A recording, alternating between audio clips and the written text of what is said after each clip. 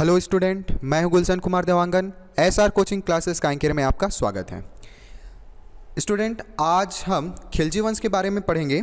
इससे पहले मैं गुलाम वंश के बारे में आपको पूरा बता चुका हूं डिटेल से। आप पिछला वीडियो देख सकते हैं। और चलिए देखते हैं प्रश्न को।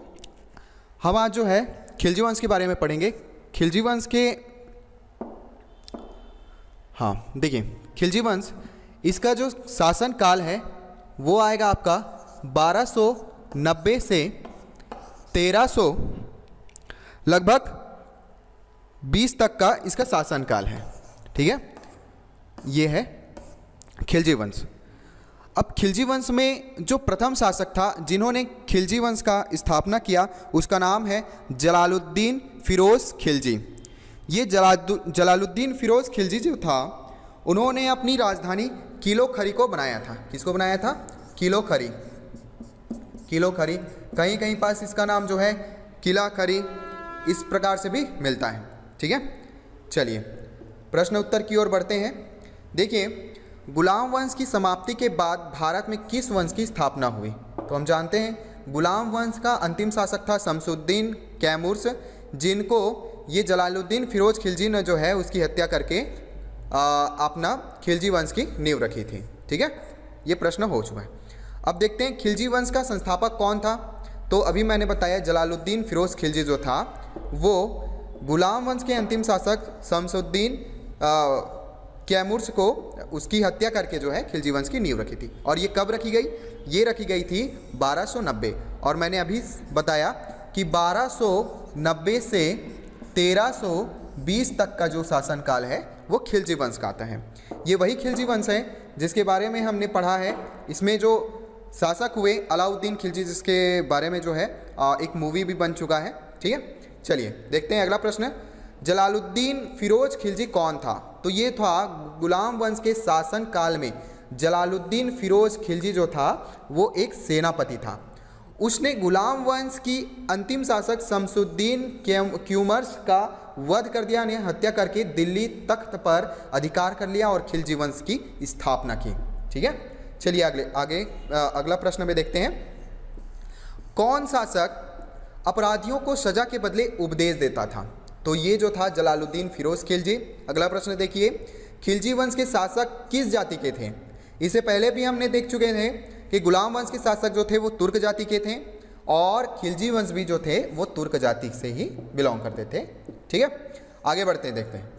खिलजी वंश के किस शासक के शासन काल में मंगोलों के प्रसिद्ध नेता हलाकू के पोते अब्दुल्ला ने भारत पर आक्रमण किया? ये यूं कहे कि अब्दुल्ला ने भारत पर आक्रमण किसके शासनकाल में किया? तो जलालुद्दीन फिरोज खिलजी के शासनकाल में किया। गुलाम वंश के शासनकाल में भी इन्होंने मतलब कि मंगोलों ने जो है आक्रमण कर चुके हैं। ठीक है, अगला देखते हैं। मंगोल नेता अब्दुल्ला के भारत आक्रमण को किसने विफल किया था?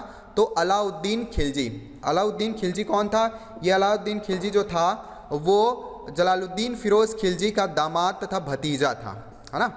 चलिए अगला प्रश्न में देखते हैं।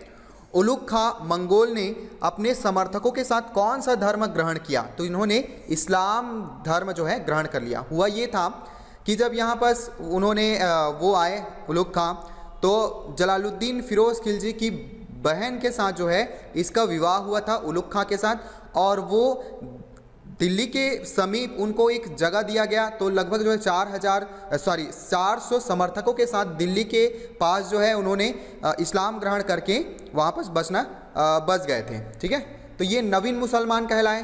कौन? यही जो उलुग खां जो थे वो क्या किए थे? 400 समर्थकों के साथ इस्लाम को ग्रहण करके, धर्म इस्लाम ग्रहण करके जो है दिल्ली के समीप रह गए, और उसी को कहते हैं हम लोग नवीन मुसलमान। ठीक है, चलिए अगला प्रश्न देखते हैं दोस्तों। जलालुद्दीन फिरोज की हत्या किसने और कब करवाई? तो जलालुद्दीन फिरोज खिलजी की हत्या अलाउद्दीन खिलजी के इशारे पर 1296 ईस्वी में कर दी गई। ये जो जगह था वो कड़ा मानिकपुर इलाहाबाद के समीप था। तो अलाउद्दीन खिलजी के इशारे पर ही इसकी हत्या करवा दी गई, और अलाउद्दीन खिलजी जो है इसके बाद दिल्ली के तख्त पर बैठ गया। ठीक, अलाउद्दीन खिलजी कौन था? तो जलालुद्दीन फिरोज खिलजी का भतीजा और उसका दामाद था। ठीक है। अगला प्रश्न देखिए, जलालुद्दीन फिरोज खिलजी की मृत्यु के बाद दिल्ली की गद्दी पर कौन बैठा? तो अलाउद्दीन खिलजी बैठा। ठीक है। देखिए, अलाउद्दीन खिलजी सिंहासन पर कब बैठा? तो अलाउद्दीन खिलजी जो है 1296 ईस्वी में जो है सिंहासन पर बैठा। अलाउद्दीन खिलजी ने कौन सी उपाधि धारण की थी? बहुत बेसिक सा प्रश्न है। देखिए, सिकंदर शानी यानी सिकंदर द्वितीय के नाम से जानते हैं, यामिन उल खलीफा और नासिर अमीर उल मोमिनीन की उपाधि धारण करके यह दिल्ली की तख्त पर बैठा। और इसका बचपन का नाम जो है अली गुरसास्प भी कहा जाता है इनको। ठीक है, अलाउद्दीन खिलजी को अली गुरसास्प के नाम से भी जाना जाता था।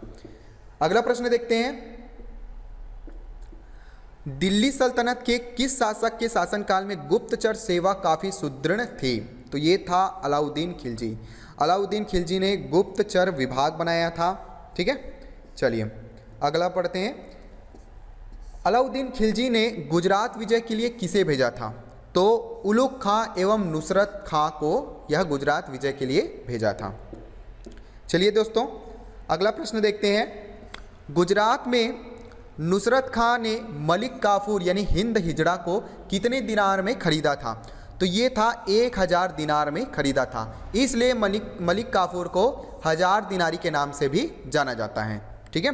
अगला प्रश्न, मलिक काफूर को और किस नाम से पुकारा जाता है? तो 1000 दिनार में खरीदने के कारण इसे 1000 दिनारी भी कहा जाता है। अगला प्रश्न देखिए, चित्तौड़ की महारानी पद्मिनी ने या पद्मावती जौहर क्यों दिखलाई थी? क्योंकि अलाउद्दीन खिलजी की चित्तौड़ पर विजय के बाद चित्तौड़ के राजा राणा रतन सिंह, से याद रखना है कि चित्तौड़ के राजा का क्या नाम था? राणा रतन सिंह, शहीद हो गए थे, इसलिए महारानी को जौहर दिखानी पड़ी थी। ठीक है दोस्तों, देखिए अगला प्रश्न, अलाउद्दीन खिलजी ने चित्तौड़ का नाम बदलकर क्या रखा? खिजराबाद रख दिया। ये अपने पुत्र खिज्र खां के नाम पर जो है चित्तौड़ का नाम खिजराबाद रख दिया और वहाँ का सूबेदार बना दिया अपने पुत्र को। अगला प्रश्न देखिए, दक्षिण भारत में प्रवेश करने वाला पहला मुस्लिम शासक कौन था? तो अलाउद्दीन खिलजी था। ठीक है। और इसके जो सेनापति था जिसका नाम था मलिक काफूर या 1000 दिनारी जिसको कहते थे, उन्होंने ही जो है दक्षिण भारत में आक्रमण किया, उसी के ही नेतृत्व में किया गया था। ठीक है। अगला प्रश्न देखते हैं, अलाउद्दीन खिलजी ने दक्षिण भारत की विजय के लिए सेनापति बनाकर किसे भेजा था? तो मलिक काफूर। तो जितने भी दक्षिण में जितने भी विजय अभियान हुआ तो वो मलिक काफूर के नेतृत्व में ही हुआ था। अगला प्रश्न देखते हैं। देखिए, स्थायी सेना को संगठित करने वाला पहला शासक कौन था? तो अलाउद्दीन खिलजी। इससे पहले जितने भी राजा होते थे वो क्या करते थे कि जब उनको लड़ाई करना होता था या किसी से युद्ध करना होता था तो लोगों को क्या है बुलाते थे, सैनिकों को बुलाते थे कि हमको लड़ाई करना है। परंतु यह एक पहला शासक था भारत का जिन्होंने क्या है कि स्थायी सेना रखना स्टार्ट कर दिया था। इसी से शुरुआत हुआ था स्थायी सेना का। ठीक है। और ये कहते हैं कि हुलिया प्रथा और दाग प्रथा की शुरुआत भी इसी ने किया था। हुलिया प्रथा मतलब इसका अर्थ होता है कि उन्होंने सैनिकों को एक हुलिया प्रदान किया जिससे यह पता चल सके कि ये सेना जो है वो अलाउद्दीन खिलजी के हैं। और दाग प्रथा का अर्थ होता है कि उन्होंने अपने घोड़ों पर दाग दिया, अर्थात ये पता चल सके कि ये घोड़ा जो है वो अलाउद्दीन खिलजी का है, दाग देना। ठीक है। अगला प्रश्न देखते हैं, किस मुस्लिम शासक ने अपने शासनकाल में मूल्य नियंत्रण प्रणाली को सख्ती से लागू किया? तो अलाउद्दीन खिलजी। ये बहुत इंपॉर्टेंट है क्योंकि ये पहला ही शासक था जिन्होंने मूल्य नियंत्रण प्रणाली को सख्ती से लागू किया। क्यों किया था? इसका कारण ये था कि इन्होंने स्थायी सेना रखना स्टार्ट कर दिया था। स्थायी सेना को प्रॉपरली एक वेतन, हर महीने वेतन देना पड़ता है। तो वेतन कहाँ से आएगा? तो इन्होंने जो है अलग अलग मूल्य नियंत्रण प्रणाली लागू कर दी थी अपने शासनकाल में, अपने बाजार में। ठीक है।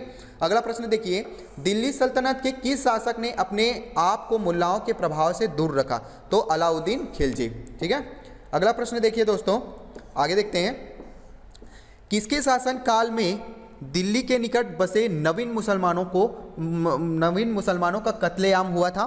तो ये था अलाउद्दीन खिलजी। और ये नवीन मुसलमान कौन थे? वही उलुग खां जिन्होंने अपने 400 समर्थकों के साथ दिल्ली के समीप बस गए थे, उन्हीं को कहते हैं नवीन मुसलमान। ठीक है, किसके शासनकाल में हुए? तो वो थे जलालुद्दीन फिरोज खिलजी के शासनकाल में। ठीक है, अगला प्रश्न, अलाउद्दीन खिलजी ने अपनी राजधानी कहाँ बनाई थी?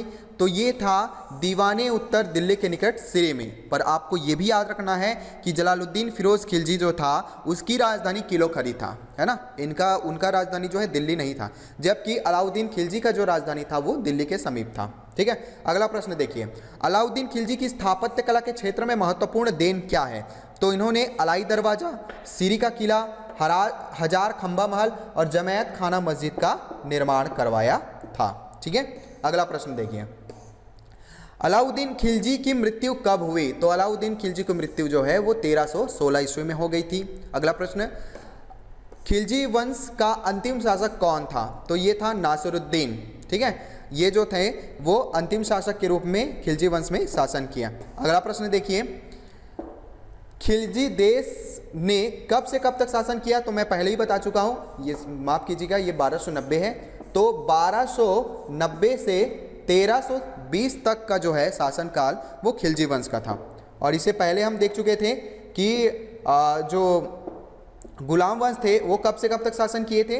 तो उन्होंने शासन किया था 1206 से 1290। ये याद रखना है आपको, 1206 से 1290 का काल गुलाम वंश का, और 1290 से 1320 का काल जो होगा वो क्या होगा? खिलजी वंश का काल होगा। ठीक है दोस्तों, चलिए अगला वीडियो हमारा रहेगा तुगलक वंश का, तो देखना ना भूलें अगला वीडियो। ठीक है, धन्यवाद।